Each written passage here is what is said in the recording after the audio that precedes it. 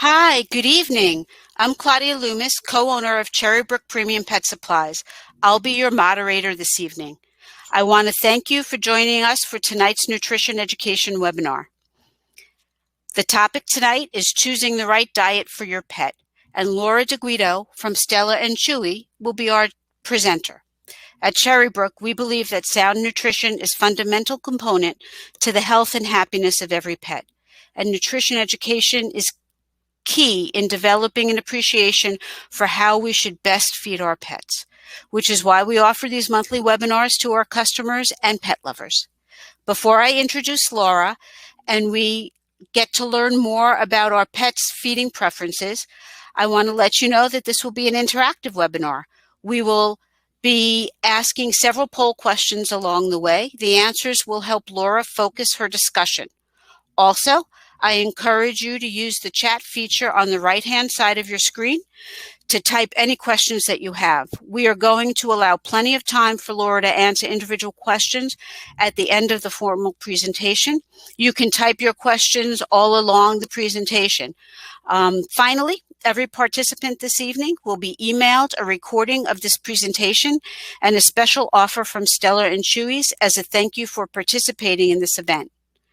Now, for our first poll question, followed by our second, while Laura tells us about herself and her Pet Pro background.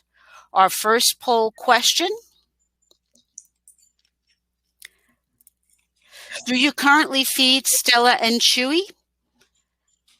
Yes. Stella and Chewy is our primary brand of food. We feed it every day.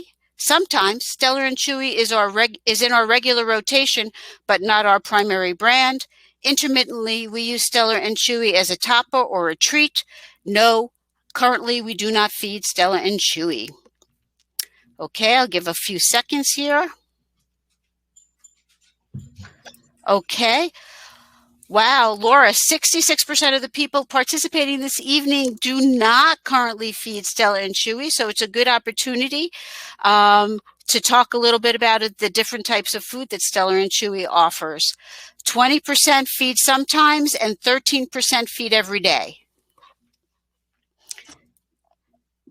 Wow, I am so so wait, and then sorry, I apologize, guys. No, the next question is, do you have a cat, a dog, or both? Okay, and are you cat owners, dog owners, or both? Ah, we have a mix. Nice. Okay, I'm going to end the poll. 80% of our participants this evening own dogs, 16% own both, and 4% of them are cat owners. So before we begin the presentation, Laura, why don't you tell everybody a little bit about yourself?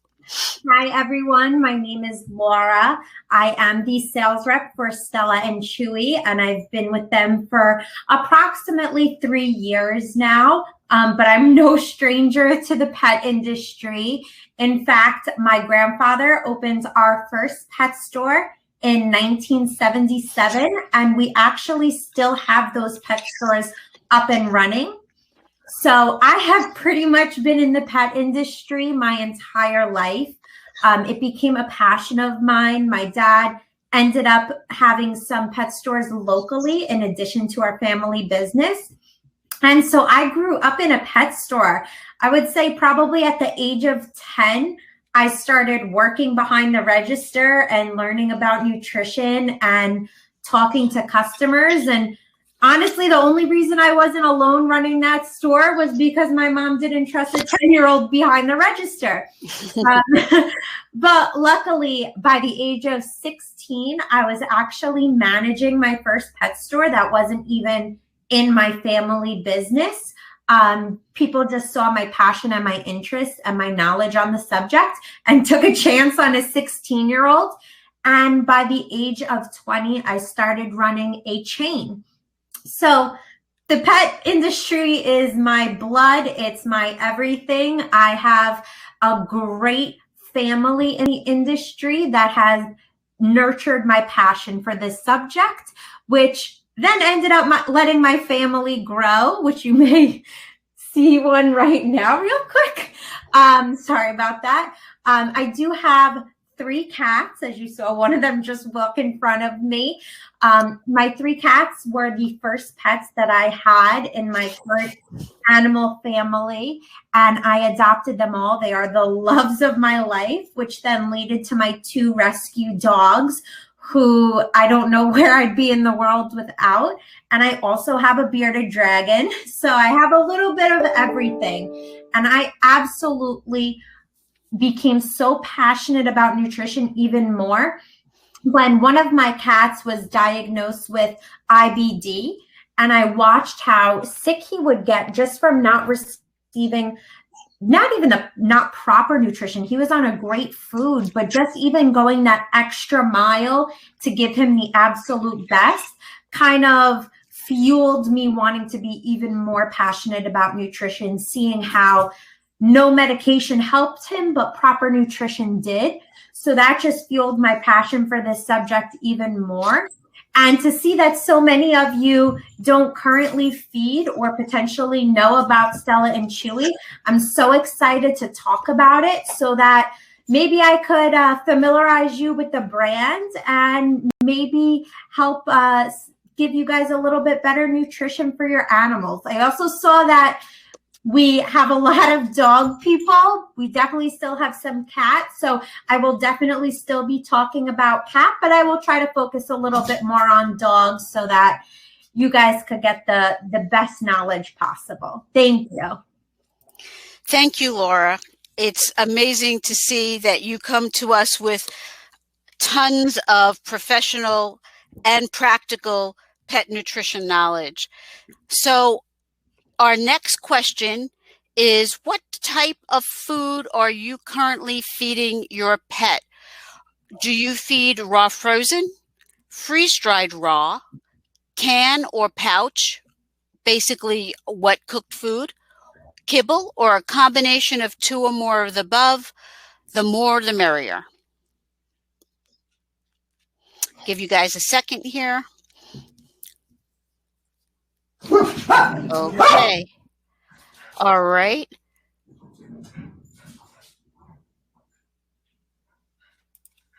Okay, so it looks like 50% of our participants this evening are feeding a combination of 2 or more of the above. 31% feed kibble, 10% raw, 5% freeze-dried, and 0% just cans or pouches.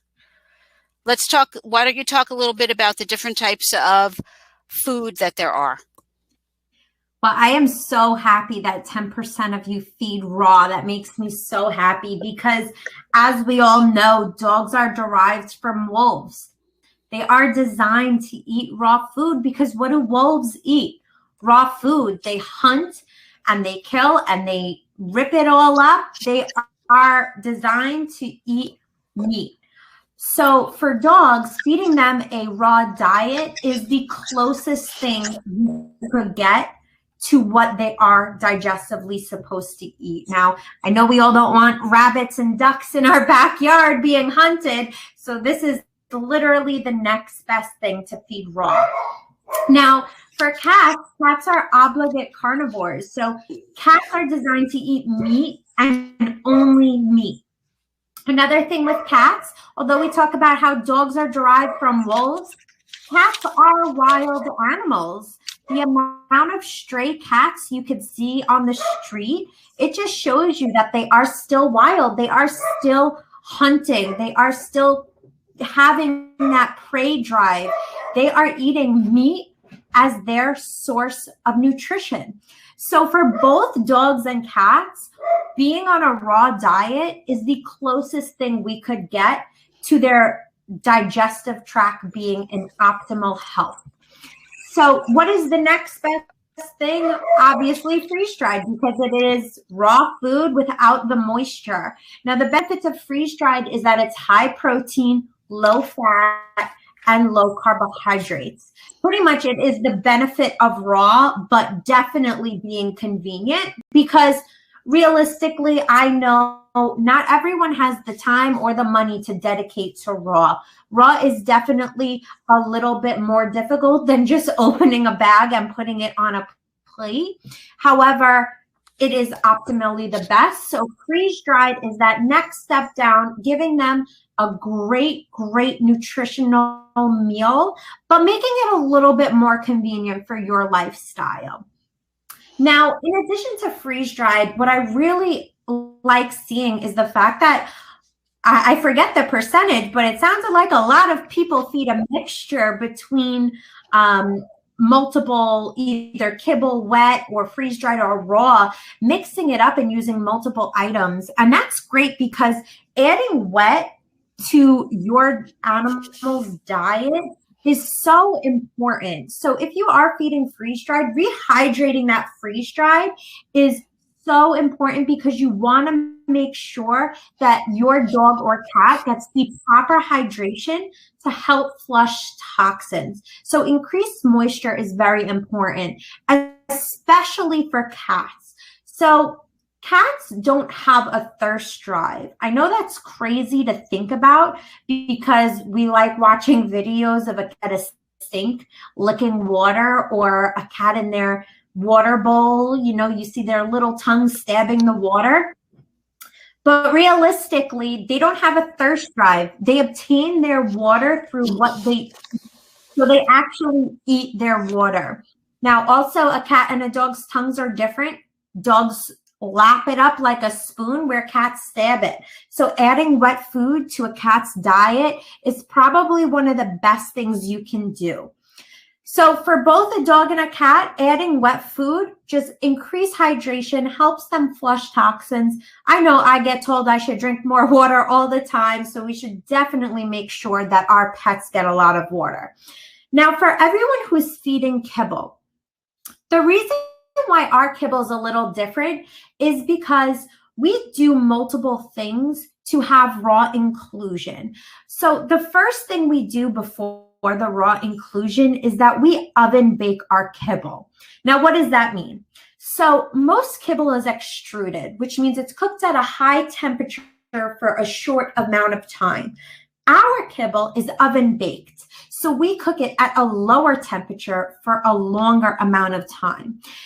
Now, in addition to that, we have a raw coated and a raw blend line. Our raw coated, pretty much we take our kibble, we brush it with a little bit of their chicken fat or beef fat, and then we roll it in our freeze-dried. And that makes the freeze-dried stick to the kibble and give it this raw coating to have some raw inclusion, because we really feel raw inclusion is so important in a pet's diet. Now, the raw blend is the raw coating, and it's still oven baked, because oven baked, we want to keep the integrity of our kibble with keeping the integrity of the nutrients. So our raw blend is the raw coated, oven baked, and we also add some freeze dried in there. So actually with our kibble, between the 3-pound, the 10-pound, and the 22-pound, you get either 3 ounces of freeze dried, 8 ounces of freeze dried, or in the 22-pound, you could get up to 18 ounces worth of additional freeze dried in your kibble. So the amount of raw inclusion that is in the food is just so substantial that it actually makes such a big difference in your pet's life by adding that raw inclusion and having raw part of their diet. So I hope that gave you a good breakdown of why each category is good for either your cat or dog. And as I addressed with the kibble, we do the same thing in both our dog and cat kibble. However, our cat kibble is extruded because cats did not like oven baked. And that's pretty much the only reason why.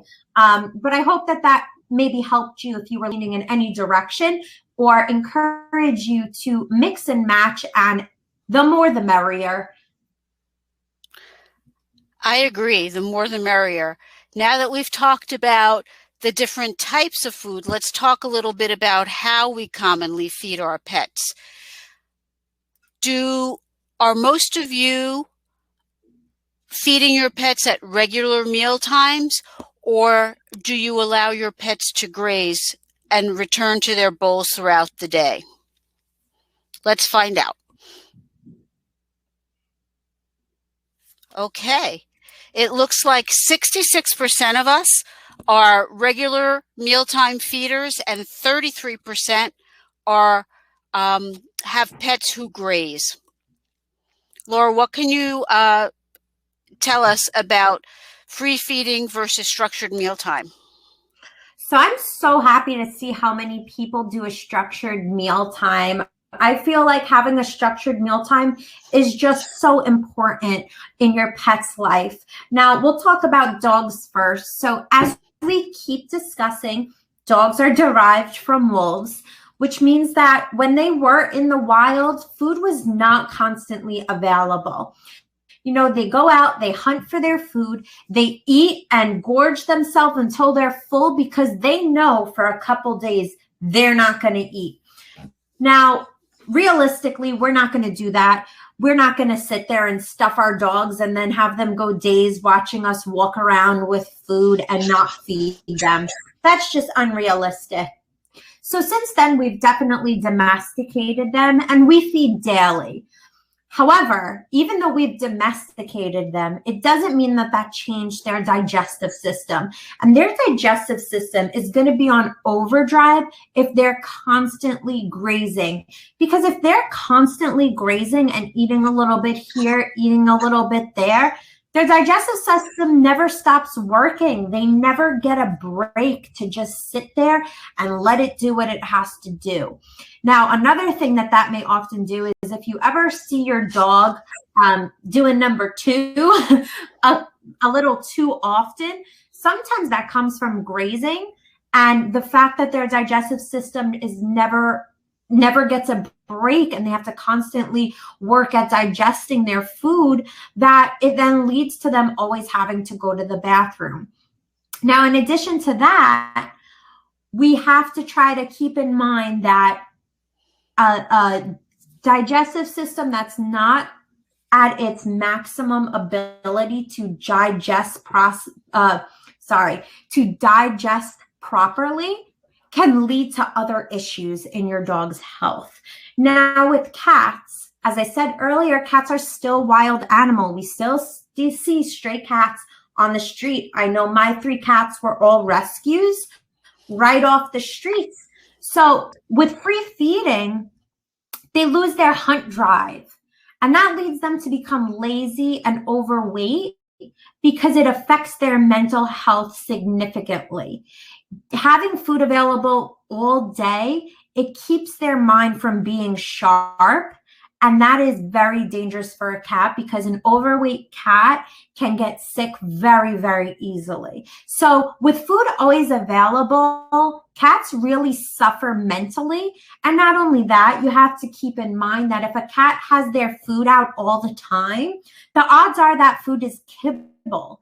And realistically, for cats, kibble is not the best option for them because of how they are designed and the fact that they are obligate carnivores, which we'll touch a little bit later in the presentation. So I'm so happy to see so many people having structured mealtime because it is so important for your cat and dog's well-being. And I hope that if anyone does free feeding, maybe this will help them a little bit on structured mealtime. Thank you, Laura. I think we're addressing lots of feeding issues. Let's talk about a really sensitive issue next. Let's talk about weight. Are your pets overweight, underweight, or are they at their ideal weight? I'll give everybody a couple of seconds.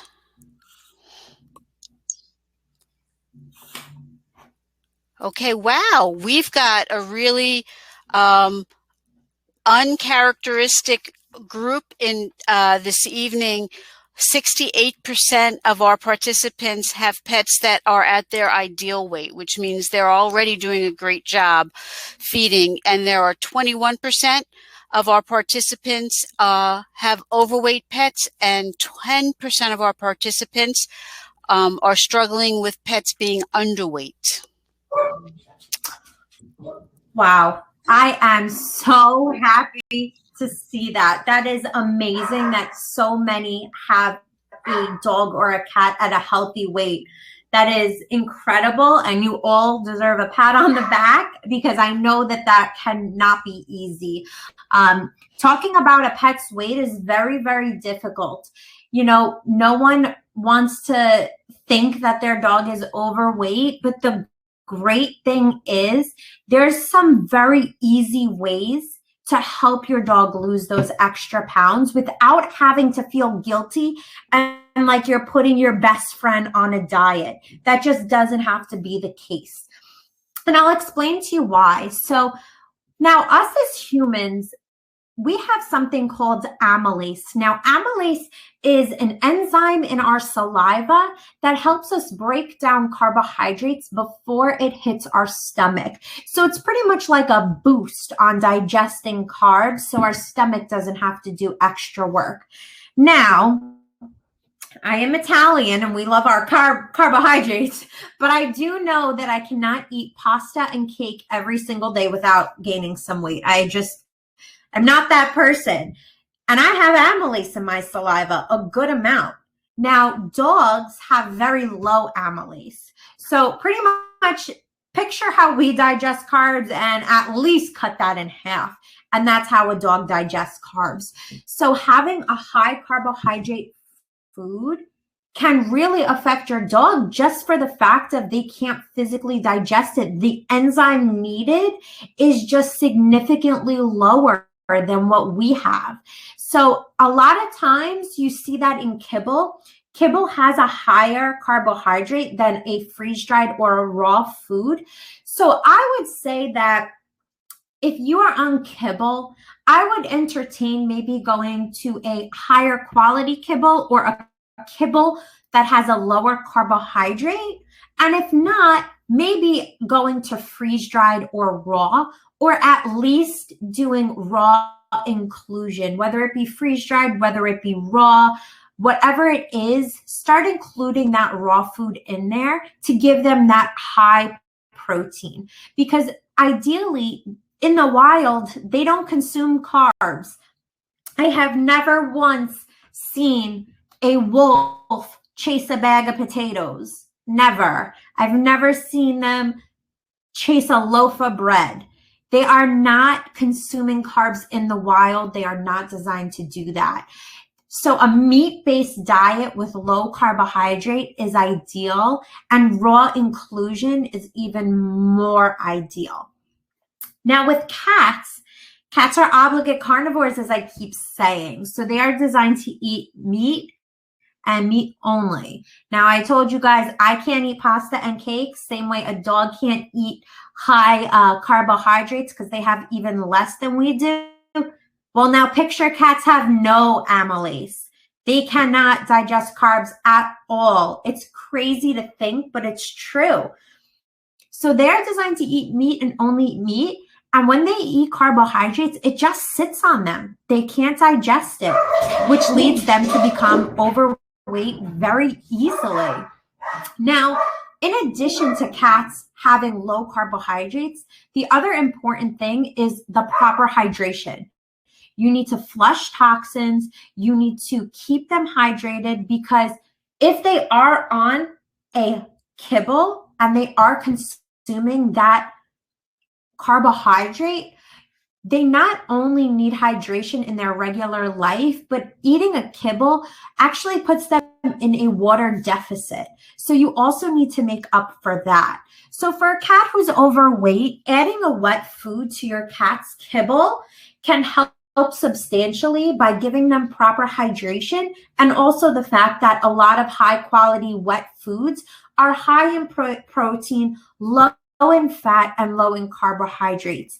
I would also advise, just like with dogs, If you're on a low quality kibble or a kibble with a lot of carbohydrates, switching to a higher quality kibble or a kibble with lower carbohydrates, as well as raw inclusion, and especially adding proper hydration. Now for cats, raw obviously has that moisture as well as wet food, but also entertain the idea of bone broths or other way to hydrate your cats, because optimal hydration is important for cats to lose weight.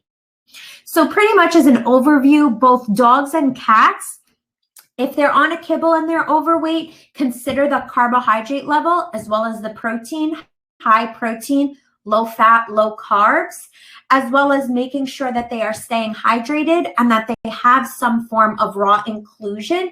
And this way you're actually giving them more nutrition, having them lose weight, and not only that, but they're going to enjoy their food because they love meat. Now, with a cat or a dog that is underweight, the same thing applies. Being on the right nutrition can actually have a dog or a cat gain weight, as well as being very careful of your feeding sizes. You don't want to feed for the weight that they currently are. You want to slowly increment it to where they need to be. But I know that overweight is more of an issue. So with underweight, it's not that you want to feed them carbohydrates and have them gain unhealthy weight. You want to give them healthy nutrition and just slowly up the amount of food you give them till they reach their ideal weight. So I hope that was helpful for everyone. And I'm so happy to see so many people have healthy weight animals, and keep doing what you're doing for that. All right, great. So our next topic that we are going to talk a bit about are fussy eaters. Do you have a fussy eater? Let us know. Anybody? Yes, I have a challenging time finding a food my pet will eat consistently. No, my pets eat whatever I put in the bowl.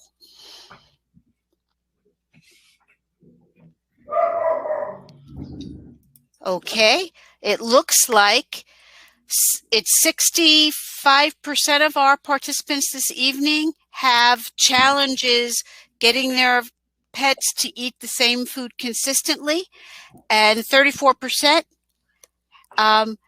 don't have issues. Their pets will eat whatever they put in the bowl. So it looks like fussy eating is an issue for most of our participants this evening. Laura, what can you tell us about fussy eaters? Claudia, that seems about accurate, right? Yeah. So in retail, I would definitely say the biggest issue, the biggest complaint, the biggest question I would have in the industry was, oh my goodness, my pet does not like what I feed them.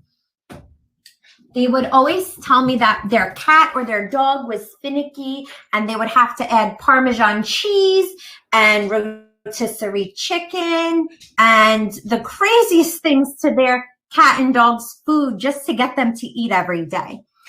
Well, for dogs, very simple. Dogs crave meat.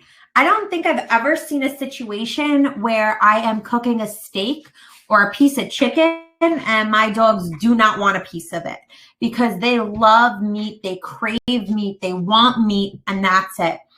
So when customers would say to me, oh, I put rotisserie chicken on top of the kibble, they eat the chicken but not the kibble, I'm like, that makes sense because they want meat. So if you have a fussy dog that is on kibble, my suggestion would be to either do a food like ours with raw inclusion or find a freeze-dried, add it as a topper, or even trying to find a kibble with a higher protein. Because having a higher protein is just going to give them more of that meat. Now, the little bit of a negative with that, being that it's kibble, is the fact that if they were on a higher carbohydrate kibble with low protein, they are like eating McDonald's in the sense of all that carb turns to sugar, and they tend to crave that sugar. And then switching over sometimes shows a little bit of a problem. But the more raw inclusion, since they crave meat, you can break them of that sugar addiction and the need they feel to eat the not so great food. So for dogs, I would definitely say if you're on a kibble, try to switch to a high protein, low carbohydrate kibble. If that doesn't work, try to do some raw inclusion into their kibble and see how that goes. Now, if that doesn't work, I really do suggest going to a freeze-dried or raw, because if they're willing to eat off your plate and eat that steak, eat that chicken, they will not pass up raw or freeze-dried. I know that may not be ideal, and it would be nice to also have the option of kibble, which you could feed them raw and freeze-dried to lose their finickiness and to get off the carbohydrates of kibble, and then do a slow introduction back into kibble and have a 50-50 diet if that's necessary. But for dogs, it really is the fact that they crave meat, and that's what they're looking for. And before I forget, the other option is also adding wet food or bone broth. A lot of times that also entices them to eat their kibble if they may not be eating it. Now for cats, cats are texturally based. So what does that mean? Cats in the wild shred their meat when they have prey. And if you look at their mouth, those little dots on their tongue are not taste buds. They're actually little spines that are meant for shredding. So it's very natural for a cat to shred their meat. And that's why in wet food, you usually look, well, do they want a pate or a shred? So it could be a cat's finicky just based on texture alone. I've noticed that being in the pet industry as long as I have, when I see a cat that has come in off the street, oftentimes they love that shredded consistency because that is what they're used to on the streets. They're used to catching mice, catching birds, catching small animals where they can, and shredding the meat off the bone. Now, you will see a lot of cats that are more prone to wanting to eat pate.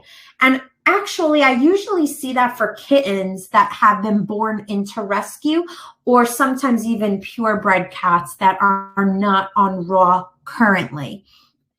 And that's usually because pate is very easy to come by in rescue, and so they are more inclined to eat what they were raised on. So sometimes the texturally base also comes from what they were first exposed to. And that also goes into the fact that sometimes they like that extra gravy and they like it drier. Cats are very texturally based. So before switching proteins, the first thing to do is figure out what the texture is that your cat likes the best. Now, cats also lack their taste buds. So usually you'll see them sniffing their food before they eat it because their taste receptors are actually right by their nose and the front of their teeth. So they don't have taste buds on their tongue. So they pretty much sometimes know if they like something before it even has to hit their mouth. Now, the reason why that's interesting is because cats are obligate carnivores and we really do want them to be on a raw-based diet. A lot of times when they put their nose to raw food, it's very cold. And sometimes that affects the cat and also dogs. So sometimes it's good to entertain lowering the temperature or the way you feed your raw food. Sometimes it's just too cold for them, and just adding a little bit of warm water to bring that temperature down, or bone broth, which is at room temperature, just bringing the temperature down can sometimes also change your cat or dog being a fussy eater. So in general, for dogs or cats, for cats, it's really finding the texture first and making sure that they have not only the protein that they like, but the texture that they like. And for dogs, it's making sure that they are not craving that sugar and back on a meat-based diet with low carbohydrates and raw inclusion. Pretty much doing raw inclusion into your cat or dog's diet will help you a lot with so many things, whether it is being that fussy eater, maintaining healthy weight, anything like that, just having overall proper nutrition. So I hope that that helps with the fussy eater. And of course, if you have any further questions about specifics of your pet having a fussy eating problem, please feel free at the end to ask me those questions, and I could hopefully address it a little bit further and more personalized for you. Okay, thank you, Laura. We're going to go on to our question and answers, and we have some really good and specific questions that are coming in this evening. Guys, there's plenty of time to ask additional questions. If you would like to write them in now, we can get them included. Our first question this evening is from Lori, and she says, how can I get more moisture into my pet's diet?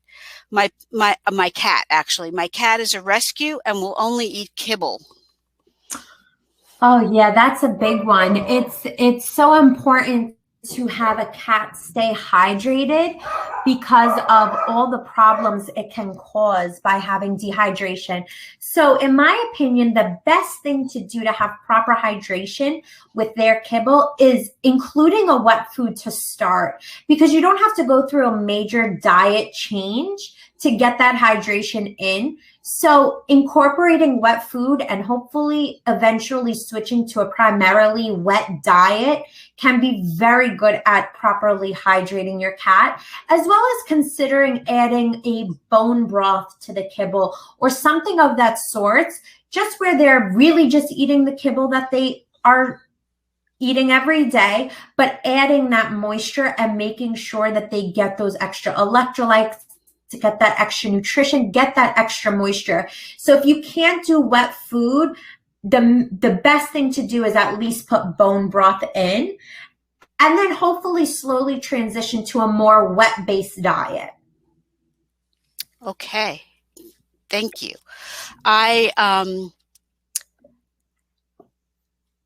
Let's go on.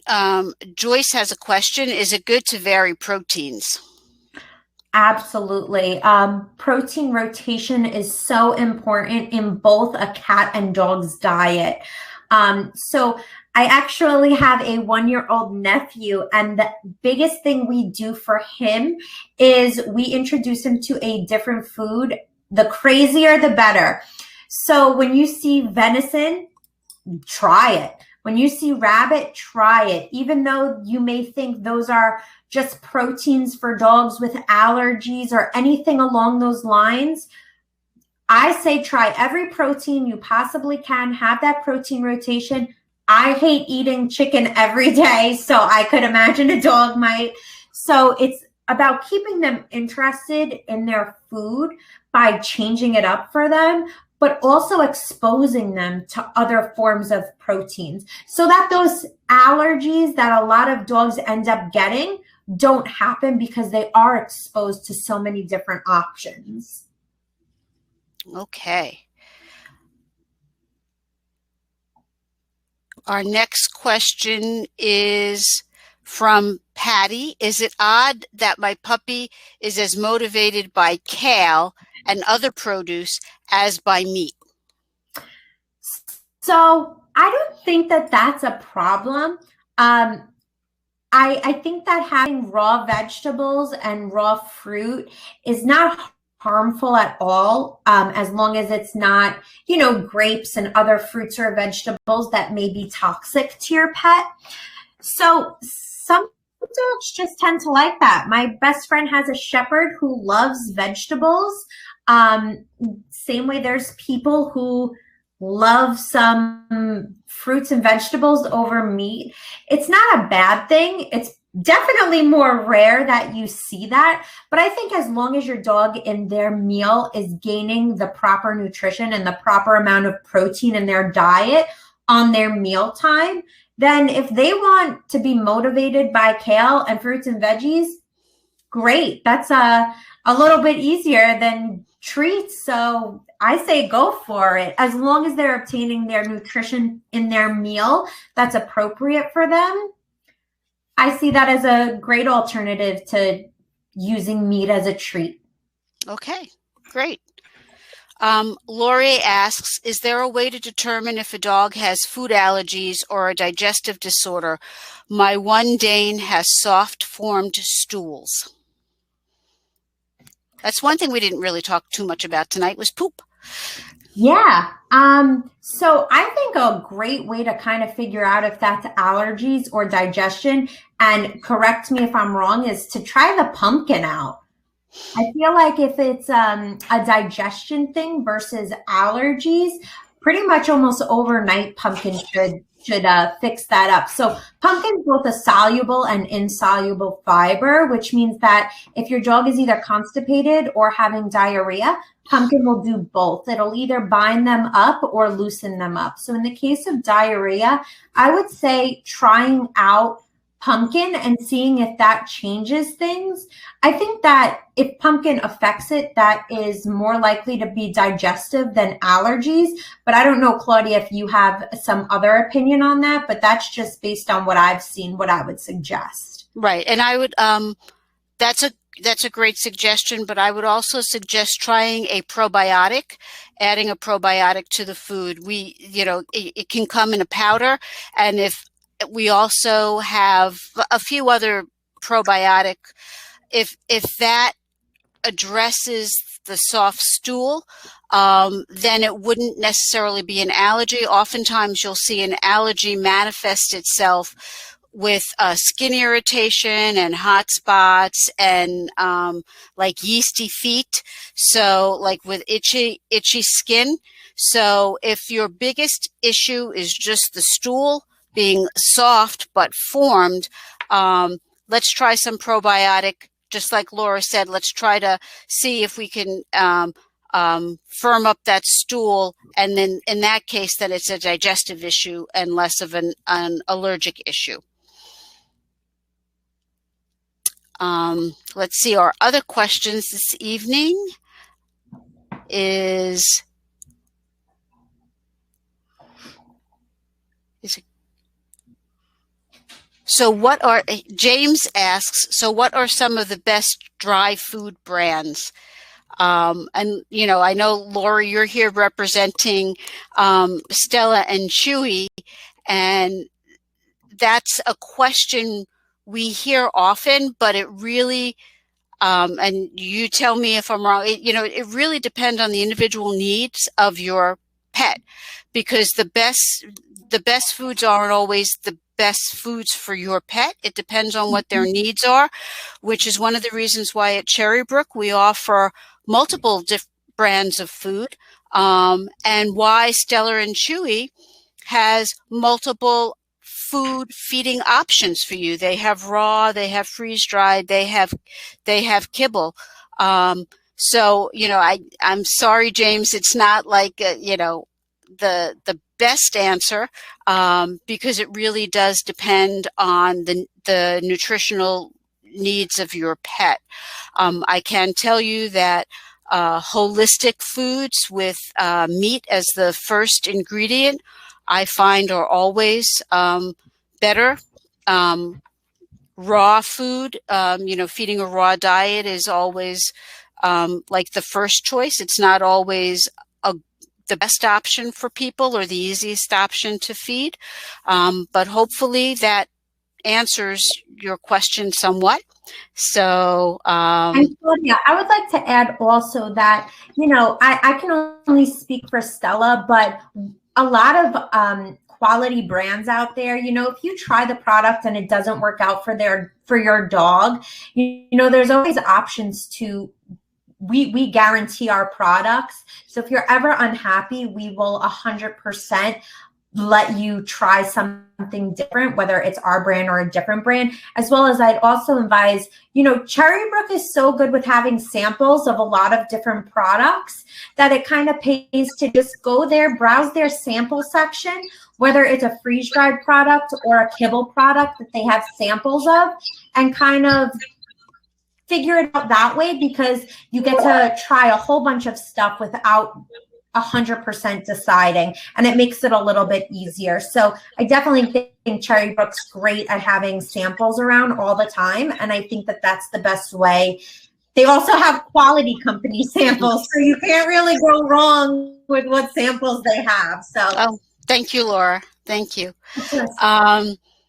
Donna asks, my Westie has skin allergies and is on a prescription diet but doesn't like it. What do you suggest? Did they say which prescription it was? I'm sorry. Yeah, ZD. No, ZD. Okay, that makes sense. Yeah, I listen, I'm not here to bash any brands or say anything negative about a different product. But as I had addressed with fussy eaters or dogs not liking their product, it's often the carbohydrate level. So I will say that you may be on a carbohydrate-based food. So for me, what I think the best thing is do, since it's on ZD, which, correct me if I'm wrong, that's allergies, right?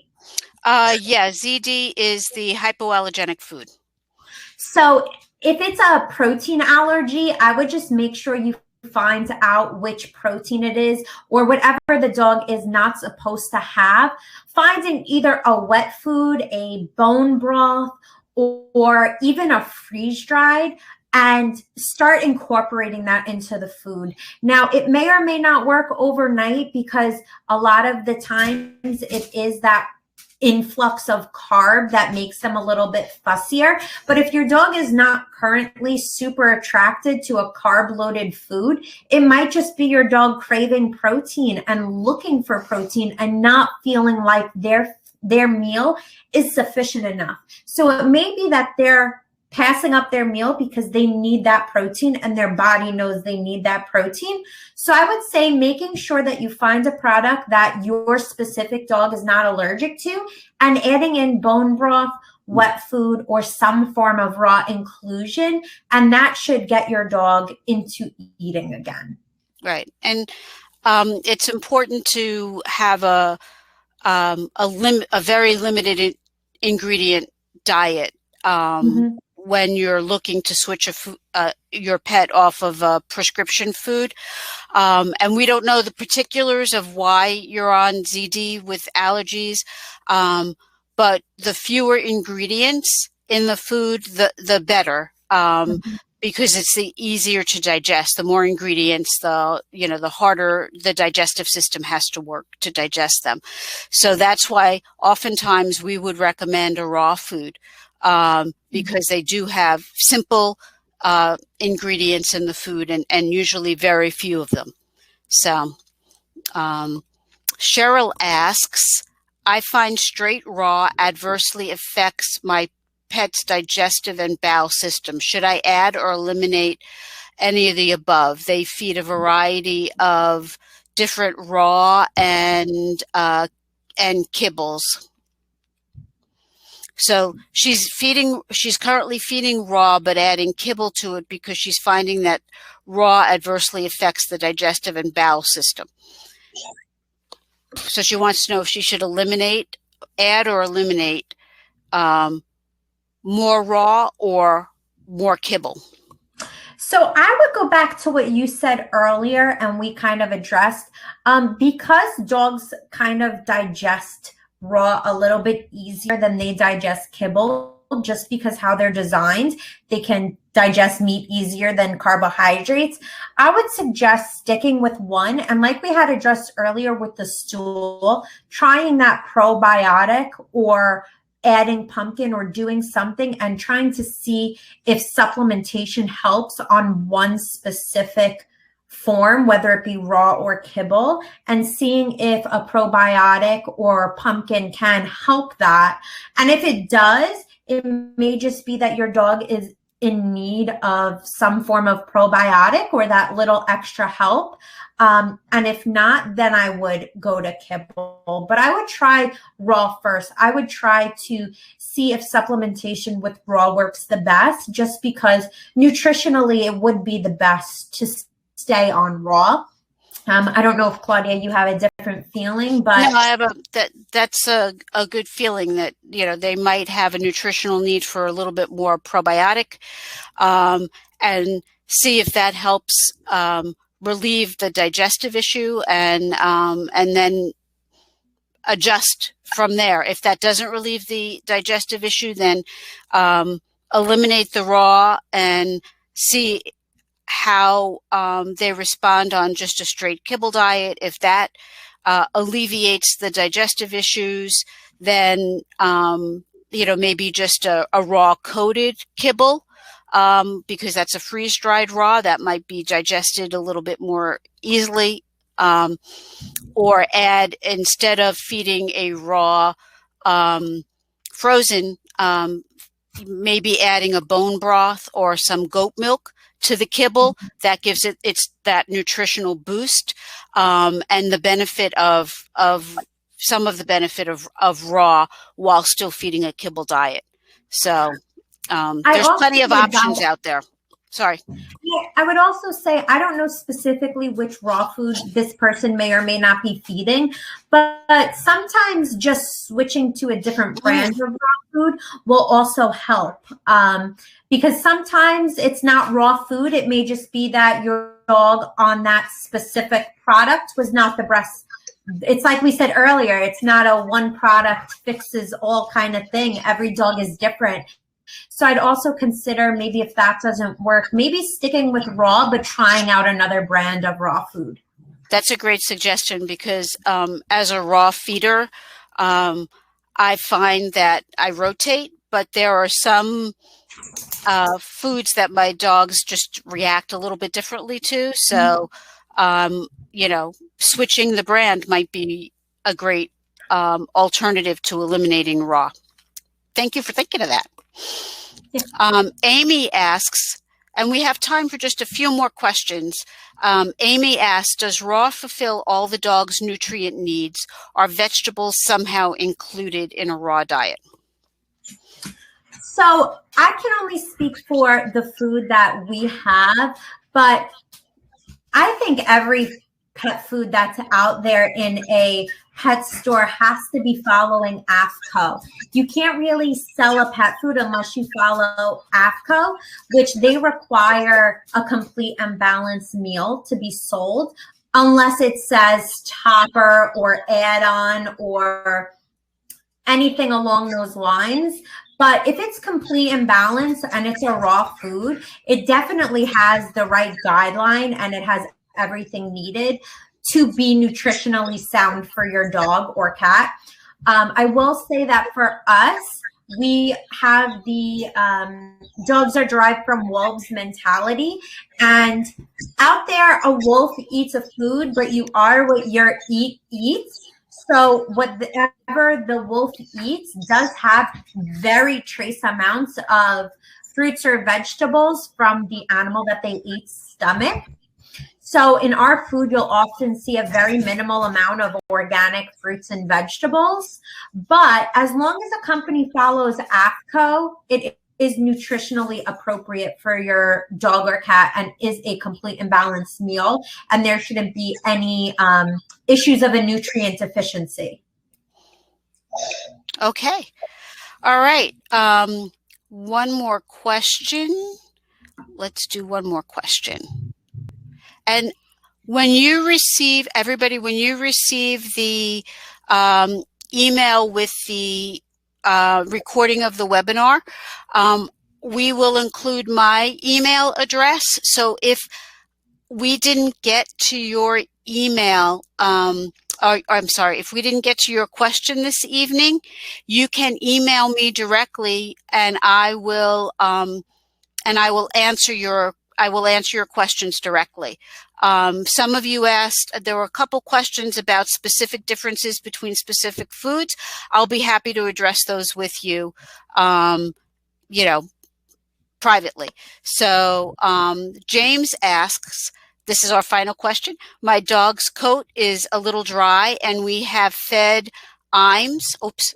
And I hear that a combination of raw and dry is best. Is that true? So I wouldn't say that a combination of raw and dry is best. I think any raw inclusion is ultimately the most important thing. Definitely the best thing to do is to be on a raw-based diet 100%, but to have raw inclusion is phenomenal. I'm not here to bash any brands or bad talk any companies. However, I will say, maybe because your dog has dry skin, I might consider switching the Kibble, because raw has the great nutrition. It's everything your dog needs, but that is a more carb-based bag of food. It has a little less protein and a little more carbohydrates, and that might be drying out your dog's coat. So I might suggest switching to a higher quality protein, low carbohydrate food for the Kibble option, as well as maintaining the raw, and seeing if that does change it. If you do want to stay on the one you are in, I know that there's plenty of options. I know Cherrybrook definitely carries things to enhance skin and coat, whether it's fish oils or anything along those lines that will help try to enhance your dog's coat currently. But I would try, maybe, since you're feeding such a nutrient dense thing like raw, maybe upgrading the Kibble a slight bit, and that might help. So that's what I think would be the best thing to do. Okay. All right. Well, that concludes. It's 8 o'clock, so that concludes. Oh, you know what? We have another couple minutes. My watch is fast. You want to take another question? Yeah, I'll take another question. All right. Joanne asks, I've had dogs before and never heard of toppers. I've been told that using your freeze-dried raw mixed with my Kibble will make it more appealing. How do these toppers work?